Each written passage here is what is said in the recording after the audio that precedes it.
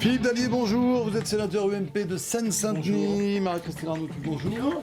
Vous êtes vice-présidente du Front National. Alors, Marine Le Pen, donc, dans le 15e arrondissement de Paris, samedi après-midi, a dévoilé votre programme. Pour le chiffrage, on attendra encore janvier, d'après ce qu'elle a expliqué, le chiffrage de la lutte contre la dette. J'aimerais qu'on étudie ensemble ce qu'elle a dit.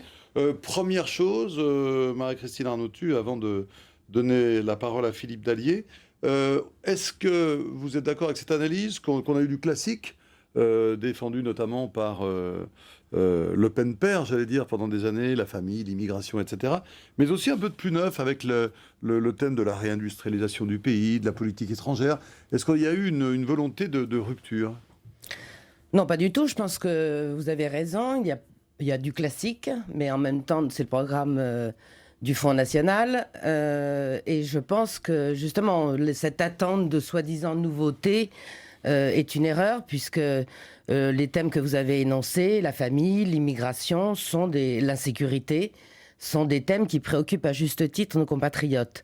Maintenant, effectivement, le programme sur la dette, le programme économique, sont le ministère qui a été annoncé des souverainetés, sont effectivement des nouveautés, mais tout à fait adaptées à la situation d'aujourd'hui. Quel est votre regard, Philippe Dallier ?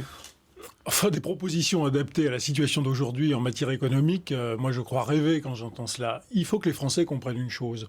Marine Le Pen prône la sortie de l'euro. La sortie de l'euro, qu'est-ce que ça veut dire ? Alors on revient au franc, mais toutes les dettes, les 1700 milliards d'euros de dette publique, mais également la dette des particuliers, tous nos compatriotes qui ont acheté une voiture, un appartement, un crédit à la consommation. Tout d'un coup, cette dette, elle va être remboursable en euros, mais avec une monnaie, le franc, que nous aurons retrouvé. Pourquoi on demande à repasser au franc ? Pour pouvoir utiliser la planche à billets et dévaluer pour rendre l'économie plus compétitive. C'est ça la proposition du Front National. Qu'est-ce que ça implique ? C'est qu'immédiatement, votre stock de dette, il va s'accroître de 10, 15, 20% mécaniquement. Donc nous n'aurons plus 1700 milliards d'euros de dette, on aura 2000 milliards d'euros de dette, et les particuliers verront leurs emprunts augmenter mathématiquement de 15, 20, 25%. Donc ce sont les solutions d'avant la Seconde Guerre mondiale. On dévalue, on utilise la planche à billets. Ben oui, c'est ça, Madame Arnautu, il faut que vous en ayez conscience. Non, mais du Moyen-Âge. Et on nous présente cela comme effectivement des solutions nouvelles. C'est quand même, moi je suis sidéré de lire le programme du Front National. Rien d'étonnant. Je pense que vous avez bien appris votre leçon, vous avez bien appris les argumentaires qu'on vous a donnés. Et je crois d'ailleurs, Monsieur Dallier, que vous aviez dit à un moment, conseiller à Nicolas Sarkozy de raconter une autre histoire aux Français. Et je crois que c'est ça l'UMP, vous racontez des histoires aux Français. Si, vous l'avez dit il n'y a pas très longtemps d'ailleurs. Ah bon ?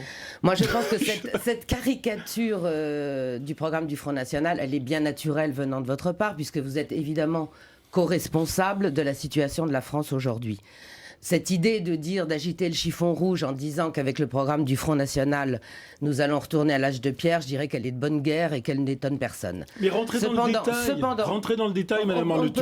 Dites-nous ce que ça veut dire de repasser au franc. Oui, mais écoutez, vous n'allez pas m'obliger en 5 minutes à rentrer dans le détail d'un programme économique qui nécessiterait un débat, pour le coup, bien plus longtemps. Est-ce que c'est pas ça qui a changé, Madame ? Non. C'est-à-dire qu'auparavant, vous deviez toujours répondre sur l'immigration, la sécurité, et maintenant vous devez répondre sur les questions économiques. Mais moi, je veux bien répondre sur les questions économiques. Alors faites-le. Je vais vous dire, si vous étiez un nouveau-né de la politique, je dirais OK. Sauf que vous êtes avec un bilan. Vous êtes avec un bilan, et d'ailleurs, vous auriez dû, oui, mais d'accord, justement, mais dans nos propositions particulièrement, il y a cette atteinte à la démocratie et ce déni de démocratie. Ça, c'est un constat, Madame, c'est votre constat. Parlez-nous de vos propositions. C'est notre constat, mais c'est votre responsabilité. Parlez-nous de vos propositions. Aujourd'hui, vous parlez des 1700 milliards d'euros de dettes que nous avons en France. Ce qui est réel et qui d'ailleurs équivaudra à 110% du PIB. Aujourd'hui, c'est 85%. Si on continue comme ça, 110% du PIB français en 2020. Vos propositions. Bon. Écoutez, nos propositions sont de redonner à la France un plan de vigueur. Sortez de l'euro, c'est ce que vous dites. Non, on a dit... Si. Non, si vous aviez lu notre programme je l'ai lu, madame, ce week-end. Qui est en ligne, je l'ai fait. Nous parlons d'un ministère des souverainetés, vous parlez de sortir de l'euro. Qui sera chargé de renégocier, je réponds à votre question, de renégocier, et nous évaluons la période nécessaire d'environ 2 ans, la sortie de l'Europe de Bruxelles et la renégociation surtout des traités de Lisbonne en coopération avec les autres pays. Nulle part vous ne trouverez écrit dans notre programme économique que au lendemain, le 7 mai, le lendemain de l'élection de Marine Le Pen à l'Élysée, nous allons dire « Allez, au revoir, nous sortons de l'Europe de Bruxelles ». Mais madame, le jour où vous aurez entamé vos négociations, vous verrez à combien la dette publique française se négociera. Nous sommes aujourd'hui sur des prêts à 3,5, 3,7%. Tout d'un coup, on passera à 7 ou à 8. Parce que la confiance que les gens qui détiennent notre dette auront en notre capacité de la rembourser s'effondrera. Et ça sera vrai aussi pour les particuliers, madame Arnautu. Moi, je ne peux pas vous laisser dire ça après le constat que vous avez. Notre programme, encore une fois, vous l'avez à peu près bien lu, mais pas tellement, puisque jamais nous ne prenons la sortie seule. Vous pensez, pensez sincèrement, monsieur, je sais qu'en France, le débat sur la sortie, sur la renégociation des traités, parce que c'est ça le thème exact, la renégociation des traités est interdit. On ne peut pas en parler. Il y a des dogmes comme ça en France où on ne peut pas parler de certains sujets, et en particulier de la situation économique. Là, vous êtes dans la victimisation classique du Front National. Non. Parlons de vos propositions. Parlons de vos propositions. De la victimisation du peuple français qui ne peut pas s'exprimer. Le débat sur la renégociation des traités est possible en Allemagne. Je vous signale d'ailleurs que 64% des Allemands ne sont pas tellement prêts à continuer à payer pour les autres pays. Savez-vous, monsieur, parce que là, moi, je vais parler de vos propositions. Vos propositions. Nos propositions, je viens de vous les dire. Mais non, on renégocie le traité de Lisbonne. Qu'est-ce que ça veut dire pour les Français? Là, vous parlez comme les politiciens auxquels vous reprochez de déballer des arguments auxquels les gens ne comprennent rien. Qu'est-ce que ça veut dire? Retrouver notre souveraineté nationale. Très bien, en termes économiques, en termes fiscaux, en termes législatifs, et redonner... Alors, en termes fiscaux, est-ce qu'on peut en parler? Jean-Marie Le Pen proposait la suppression de l'impôt sur le revenu. Là, dans le programme du Front National, on ne dit plus ça. On dit on va supprimer la taxe d'habitation, on va l'intégrer à l'impôt sur le revenu. On parle des valeurs locatives. On ne chiffre rien, on ne parle pas des conséquences pour les collectivités locales. On prend la taxe foncière que payent beaucoup de nos concitoyens. Et là, le Front National dit il faut réformer la taxe foncière et y intégrer l'impôt sur la fortune. Mais quand j'entends des trucs pareils, moi qui suis élu en Seine-Saint-Denis, mais je me dis qu'est-ce que ça veut dire pour la Seine-Saint-Denis d'intégrer l'ISF à l'impôt sur le foncier? Madame Arnautu, il n'y a pas de chiffrage, il y a des propositions qu'on ne comprend pas. Alors on peut chiffrer. Il vaut mieux, si vous avez quand même une fâcheuse tendance, pas qu'à l'UMP malheureusement, mais au PS aussi, à considérer un projet présidentiel, comment vous dire, comme un catalogue de vente par correspondance, ou bien un... c'est un peu une liste à la Prévert, votre catalogue sur le site internet. Pas du tout. Le chiffrage, on vous l'a dit, il sera fait le 12 janvier et il sera fait parallèlement d'ailleurs, ce qui me paraît pas complètement idiot, à un plan de sortie de cette dette publique. Non mais ce qui est étonnant, vous voyez, on fait d'abord des propositions et puis on dit on va prendre 3 mois pour les chiffrer. Quand on est des élus, quand on est un élu responsable, on chiffre, on regarde ce qu'on peut retenir en fonction de la situation et on propose aux Français. Vous dites on fait le catalogue et on le chiffrera au mois de janvier. C'est pour les étrennes, quoi, si j'ai bien compris. On attend juste, monsieur Daillet, je pense qu'au niveau des étrennes, les Français vont pas être très gâtés. On attend juste, et je pense que c'est une honnêteté intellectuelle eu égard aux autres partis et eu égard aux Français, on attend le vote de la loi de finances qui aura lieu le 21 décembre. Vous devez le savoir. Mais alors comment vous pouvez avoir fait des propositions sans les avoir chiffrées? Écoutez, c'est incompréhensible dans la situation où nous sommes. Nous avons des priorités qui sont clairement énoncées dans ce projet présidentiel, qui n'est pas un projet de vente de smartphones où on fait des nouveautés toutes les 5 minutes. C'est pas du tout ça. C'est un projet présidentiel qui est sérieux, où nos priorités sont clairement énoncées, d'ailleurs en 4 grands volets.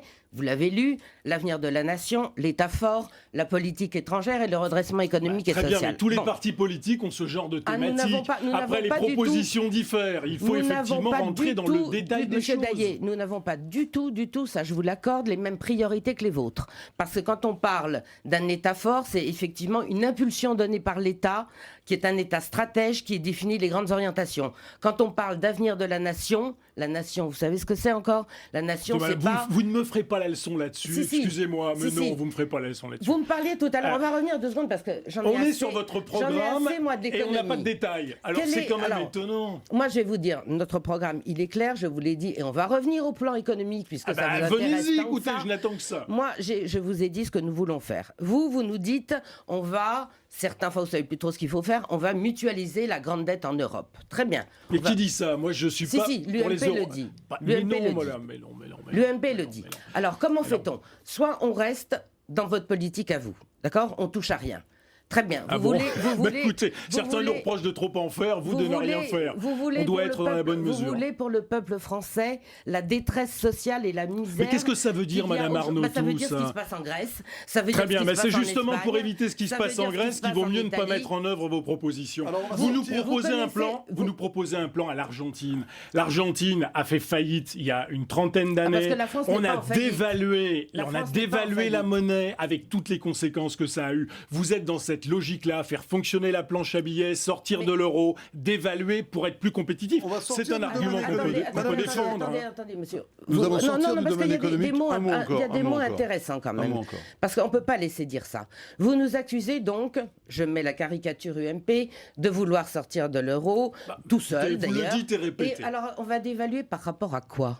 Mais si vous sortez de l'euro, vous revenez au franc, Non, mais et la dévaluer cotation par du rapport à franc quoi par rapport à l'ancien euro, et elle va Mais exister, vous avez et vous une- aurez une dévaluation, mais instantanée. Vous avez une boule de cristal, monsieur Daillé, qui vous dit que l'Allemagne ne va pas renégocier les traités, que d'autres pays... Vous avez savez qu'on- écouté Angela Merkel, Vous vous l'avez savez- entendu vous dire savez- qu'elle voulait sortir de l'euro. Elle plaide pour plus d'intégration Non, mais moi, européenne, Angela Merkel. J'écoute ce que dit le peuple allemand, mais c'est quelque chose qui Allez, vous vous est permettrez, il nous étranger, reste 2 ou 3 d'écouter minutes ce que de disent les sortir du peuples. domaine économique. On en a beaucoup parlé et c'est vrai que c'est un vrai changement. Passez. On fera un autre débat si vous le Passez. voulez bien.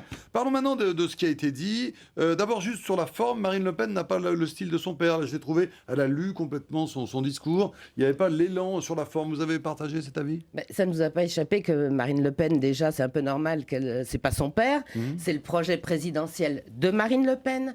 C'est une femme, c'est une jeune femme avec ses préoccupations de jeune femme. Et moi, je ne crois pas du tout. C'est dommage que vous n'étiez pas là, parce que Mais j'ai croyez-moi, suivi ça sur LCP en croyez-moi, intégralité. J'ai fait mon travail. Vous inquiétez pas. Croyez-moi, non mais vous parlez de l'ambiance, Oui. du souffle. D'accord. Je pense que, au contraire, ça a été il y avait une âme dans ce projet présidentiel. Il y avait, je pense aussi, ce qui quand même n'est pas banal en ce moment, un grand espoir qui est proposé aux Français, avec des solutions, de leur dire que la situation dans laquelle nous vivons et dans laquelle nous allons nous enfoncer si rien ne change, eh bien, elle n'est pas inéluctable, que nous avons des solutions crédibles, Vous me permettez tout une à question fait encore. applicables. Une phrase, peut-être l'ai-je mal notée. Les manifestations de clandestins ou de soutien aux clandestins seront interdites. Ben, c'est illégal. D'accord. Il y a des lois en France. D'accord. Il y a des lois en France, on respecte les lois. Liberté Et de manifester. non, c'est pas ça. C'est pas ça du tout. Vous avez pris la bonne phrase. Un clandestin, par définition, quand on regarde ou dans de le soutien aux dictionnaire, clandestins, ou de soutien. eh ben, c'est des soutiens à l'illégalité. Or, la plupart des manifestations de soutien aux clandestins, d'ailleurs, sont faites par des élus de la République. Alors, pour moi, j'ai la faiblesse de croire qu'un élu de la République, il est fait pour respecter la loi et, de plus, pour donner l'exemple. D'accord. C'est noté. Il est 9h pile. Merci d'avoir respecté aussi bien Merci. le temps qui vous était imparti. Merci de nous avoir rendu visite ce matin. Je vous souhaite une belle journée. Et puis, À dans vous quelques aussi. instants, ça va faire du bruit sur ce plateau, puisqu'Yves Tréhard, Denis Jambard, Anne Nevade et Jean-Daniel Lévy vont nous rejoindre. Belle journée. À bientôt. Merci. Merci.